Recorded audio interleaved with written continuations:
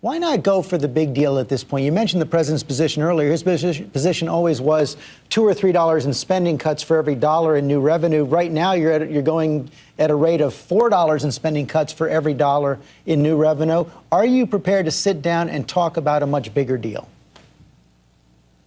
Well, George, what the president is now, what he pushed recently in the Senate this week, the $85 billion small deal with tax increases, that's not going to work. If we're going to increase revenue again, it's got to go to the debt with real entitlement reform and real tax reform where you actually lower rates.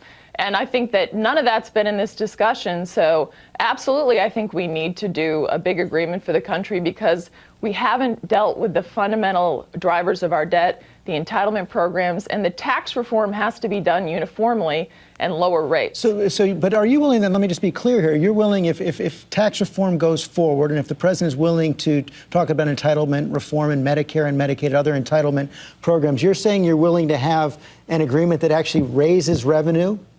Or does it have to be revenue neutral tax reform? I am willing to say if we take the form of lowering rates so that we can focus on economic growth, and then we take a portion of that and apply it to the debt with real entitlement reform, but it has to go to the debt. I'm not going to agree to any more tax increases that are going to go to increase more government. I mean, here we are.